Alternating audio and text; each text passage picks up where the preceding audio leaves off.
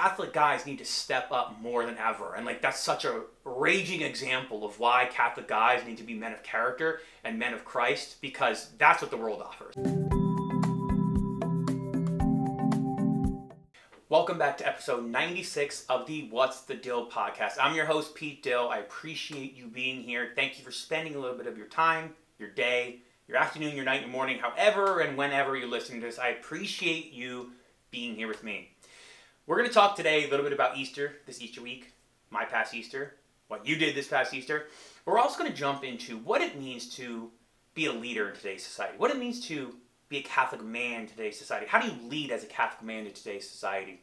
In a society and culture that maybe doesn't share the same values as you, that is openly kind of trying to skirt your Catholic values, as we saw, maybe some of you saw with President Biden, what he said about a day on Easter. We'll get into that. And then also a society that rewards maybe bad behavior if it's advantageous for them, a la P. Diddy. Because being a Catholic man is under attack in our society. We've got to talk about how do we lead as Catholic men? How do we actually be Catholic and be manly in a country and in a culture that is not looking for that? So we'll get into that. But today is still part of Easter week. Easter season is upon us. Let's go. Hope you had a good Lent. You can finally start eating your chocolates again. You can finally get back on TikTok. You can finally drink soda with your dinner. You know, all those things that you need to do in your life. Which is so funny. I remember growing up, there's always this attitude of like, hey, if you gave something up for Lent and it's not a good part of your life, don't pick it back up. And it was like, all right, I gotta be honest, I really like chips, and I didn't have chips all of Lent. I think I'm just gonna start eating chips again. Maybe I'll try to be more cognizant of not overeating, but I gotta bring chips back into my life. But it is a good point. Hope you've felt change for the better this past Lent, because now it's Easter. Now we kind of get to have live the life after being purified that God wants us to live a little better this year. I know for me, it was a good Lent. It was a fast Lent. Baby was born literally 2 days before Ash Wednesday. So there's been a lot going on in our life here, the Texas Dills. But it was still a good Lent. Did some good fasting. Feel good. Feel like God is speaking to me. You know, never the answers I want. It's always like, be patient. Don't rush so much. Trust in me more. Stop trying to do your plans, Pete. I'm like, okay, great. Another Lent of me having to trust God more and not believe in my own plans. Glad we got to that moment again. Which is so funny. I feel like literally every single Lent, I kind of always get to that point in Holy Week where I'm like, feeling like God is telling me to trust Him more and not be so hurried and rushed with my own plans in my life. Okay. And then by the next time Lent comes around, I'm like, all right, I think I need to trust God more, not trust my own plans. I think there's a pattern here. I'm sensing a pattern. But hope your Lent was good. Hope your Easter was good. Hope you spent it with family, with friends. I hope this Easter season is like awakening your soul, awakening your life, letting you feel more refreshed and alive. You know, because as we know, we're an Easter people. Like, we don't walk around as a people of Lent. We don't walk around with our head down, ashes on our forehead. Actually, we're supposed to walk around celebrating the fact that our faith is in a risen Jesus, not in a dead Jesus. So, I hope that, like, you know, we're able to have that sort of positivity and upbeat nature of our life, that we don't have to have our hoods down, our gaze towards the ground, upset that life is so hard as a Catholic. But no, Jesus rose from the dead. He beat the heck out of sin and death, and now we can be happy and free and live our life fully and feel confident that the risen Jesus is on our side. So, death, where is your sting? That's always such a good line. Death, where is your sting? You have no sting, death. Not anymore. One of my biggest fears is death. And I'm like, yeah, death, you have no sting. I'm like, oh gosh. Still trying to work on that one. But if Jesus said it, then okay, I believe it. So I hope it was a good Easter for you. Easter season's 50 days long. Let's have a great Easter season together. You know, reach out to me, DM me, text me, call me, tell me what you're doing, how you're feeling this Easter, how your Lent was. I'd appreciate it. Some of you reached out, told me about your Lent, and it was great to talk with you, great to chat with you about how God was working in your life in Lent, and tell you how God has been working in my life, which I've shared on this podcast. So I want to jump into, I would say, the meat of this podcast, which is the question. Let's try to answer this question. how do we lead as Catholic men in today's society? How are Catholic men supposed to lead in today's society? Two things in the news that struck me that I kind of feel like I wanted to talk about from the perspective of how to be a strong Catholic guy nowadays. One is all of these things that came out with P. Diddy. I don't know if you've seen it, but I hope you haven't seen it actually. It's pretty nasty, but apparently P. Diddy, the media mogul, the rap mogul, the clothing mogul, super rich, super famous, super powerful, was abusing his power the past 30 years, was basically out of his mind, degenerate in every single way. And he used his power and his influence for his own gain and his own good, rather than those around him. He tried to take everything from people around him for his own gain. Whether that was financial gain, sexual gain, power, influence, he was looking for his own satisfaction.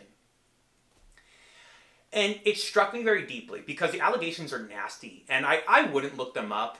You know, live your own life. Do what you want to do. But, you know, it's just bad. The long and short of it is that P. Diddy, behind the scenes, was just out, you know, living an abhorrent life filled with deviant behavior and drugs and, you know, yeah, like abuse of power and, yes, sexual deviancy. And what struck me is this. Before these allegations come out, the world, our culture, celebrated P. Diddy as someone who, you know, wow, look at all this success. He came from nothing. Look at all his influence. Wow, like, this guy is a person that has just gained so much success. But it reminded me of that quote, that Bible quote, what good is it to lose your soul and gain the whole world? Like, it's like P. Diddy is the walking example of that Bible verse. What good of it is to lose your soul but gain the whole world? P. Diddy had the whole world, and it wasn't enough. P. Diddy had everything any of you ever could ask for. Money, fame, women, keep going. All these things. And people respected him. Whoa, P. Diddy. Oh, P. Diddy. Whoa, P. Diddy. Oh, yeah. You know, P. Diddy actually came to this event and he spoke it. Oh, P. Diddy. And as men, we can get wrapped up in this idea that we should respect a guy like that. But every single night, that guy probably went to bed and said, I've lost everything. I've lost my soul for the gain of the whole world. And we know that the world and the worldly attractions can be enticing. Let's not, like, living in a huge mansion in Miami, having parties, you know, celebrities around you, having money, flying across the world. Okay, like, yes, on some level, that's very enticing. We're not going to pretend like having a ton of money and fame isn't, like, somehow hitting a part of our humanness, humanity, to be like, ooh, that sounds fun. Because of course it does. But the point of being a man and the point of our success in life is not for our own gain. Our point of being successful in life and trying to live our best and to use our talents to the highest and live a life of excellence is not so we can benefit, but so God can get glory and that everyone around us benefits. And that's why I feel like the P. Diddy story is really important. Because it's the ultimate example of how not to be a leader, how not to live your life if you're a guy. If you're a young guy out there and you're looking for how should I model my life? Do not look to P. Diddy, obviously. But don't look to who our culture celebrates too, either. Because our culture said, wow, P. Diddy can do a lot for us, so we must, like, elevate him. We must worship him. But, like, no. We're not supposed to do things that gain for our, you know, we're not supposed to do things in our life. We're not supposed to be a leader so we get gain from it. We're supposed to be a leader to serve others around us. And so it's so twisted in my mind where it takes, like, criminal allegations and FBI feds raiding P. Diddy's house for people to say, well, this guy was kind of a scumbag. And it's like, well, you know what? We probably shouldn't have been enabling him as a culture before that. Like, we should have called out the behaviors that were obviously there for the past 30 years, way before that. But we're too scared as a society. We're too scared to call out people who are more powerful than us and say, hey, that's wrong behavior. Hey, that's really bad. You shouldn't treat people like that. Hey, you know, your life should be humbled before God, not just for your gain. But we're too scared as a country to do that. But as Catholic men, we need to be able to call out abuse of power. We need to serve others well. We need to be the guys who are serving people around us, not just gaining from other people around us. And I think that's really, really important, because I know in my own life, it could be so easy to be like, yes, I'll use my own skills and talents and build an empire, and then I will live on a private island and have others come and visit me on this island as I say, look at the island before me. I've gained all this with my bare hands. When it's like, dude, life is not about doing the most for myself. I'm realizing that more and more, but life's not about, hey, let me build something so big that I can just go retire and live at an island. As nice as sitting on a beach sounds right now, my life is not about gaining everything I can for my own benefit.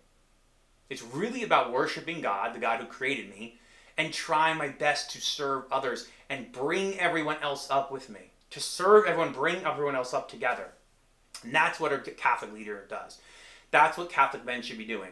Not going off and making empires for their gain so they can sit on top of a pile of cash. It's that we serve and bring everyone else up together. We're bringing everyone together.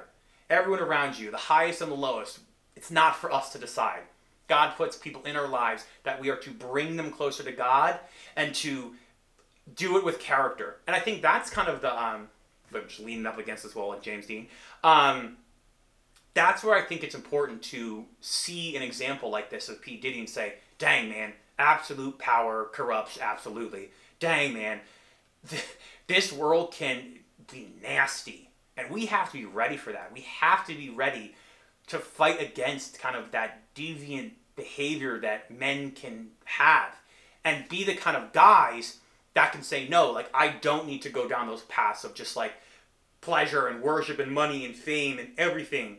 I'm going to go down the path of God, because God's going to protect me ultimately, and God's going to be the one that we're worshiping, not worship. I don't do this podcast so you worship me. I do this podcast so we can all worship God together. And that's been a hard lesson for me. Like I've been learning that. You know, when I first start doing these media things, podcasting, videos, it's easy to want to say, hey, I make this, and then ask you, do you think it's good? Do you get something from this? Pretty good, huh? You like that episode? Yeah, I thought of that episode. But what I realized is, like, this podcast, the things I do in my life are not so you say, wow, Pete Dill, you're awesome. But really, so you say, wow, Pete Dill, I feel like I heard God when you're speaking. I feel like God was speaking to me through your words, through the Holy Spirit. Not because I'm awesome, but because God is awesome. And that's a challenge. That's a daily challenge. I have to repent to God when I fall. And I say, you know what? I'm actually one who's awesome. Oh, people really got a lot for that video or that podcast? It's because I'm awesome. It's like, all right, I have to get knocked in my butt and humbled again more and more to realize, like, this stuff, media, podcast, what's the deal? This is not so I can get the world and lose my soul. This is so God can get worship and we can worship God together, draw closer to God together. So the P. Diddy stuff, I was like, man, like, you know, Catholic guys need to step up more than ever. And like, that's such a raging example of why Catholic guys need to be men of character and men of Christ, because that's what the world offers. P. Diddy is what the world offers. God offers something vastly different, a life of servanthood, and ultimately a life of success, love, joy, everything. You know what I mean? So, let me know what you think about that, how we can, you know, lead as men, find examples. Who do you think is a good example of a Catholic leader? Who's a good Catholic man that you think is a great leader out there? You know, shoot me a comment. Tell me in a comment who you think it is. And then moving on, I want to talk about this thing that Joe Biden said. And again, I don't want to give too much attention to the details of what Joe Biden said about like this like day of visibility that was on Easter. What I wanted to talk about was, how do we as Catholic men, as Catholic leaders, respond to a culture that doesn't share our values? So here's the background. Joe Biden came out in a press conference or something in the release, a letter release, and said, oh, March 31st is Trans Visibility Day, you know, blah, blah, blah, blah, give us a thing. And that was Easter. People were kind of outraged because people were taking it as Joe Biden is pledging trans awareness more than he's pledging Easter. And again, I don't want to get into the details. I don't know Joe Biden's intention. I don't know if it was done purposely or not purposely. Because what's vastly more intriguing to me as a Catholic man, as a Catholic guy, is how do we live in a society? How do we deal with a culture and a country that doesn't share the same values as us? Because stuff like that's going to keep happening. There's never going to be a time where we look around at the media, look around at the world, look around at everyone, we're like, wow, everyone shares the same exact values as my Catholic beliefs? Oh my gosh, this is incredible. Guys, we did it. We did it, Joe. We did it. That's a meme for you. Remember that meme? We did it, Joe. We did it. That literal meme could come into, wow, it's never going to happen. So, how do we then live in a culture? How do we live out our faith and be Catholic men, be Catholic leaders in a culture that doesn't share the same values? Easter season is a perfect reason, perfect example. Our faith is not in political power. We aren't Catholics because we hope that we can have the most faithful Catholics in office. That's not why we're Catholic.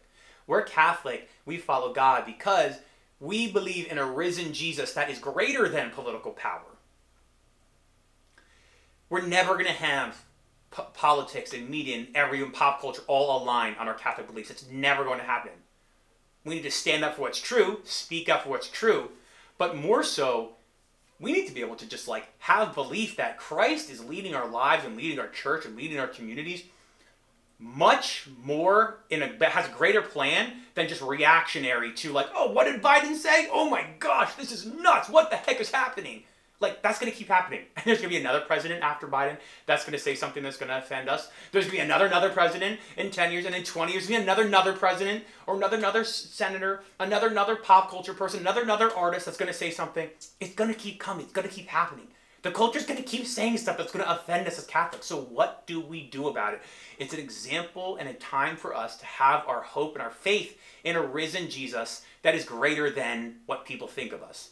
A risen Jesus that is greater than what people think of the church. A risen Jesus that is going to lead our church to keep growing. It's going to keep growing. Our church is going to keep growing. We don't have to have fear and anxiety that, wow, our church is crumbling if our political leaders don't believe in the same values as us. We don't have to worry about that.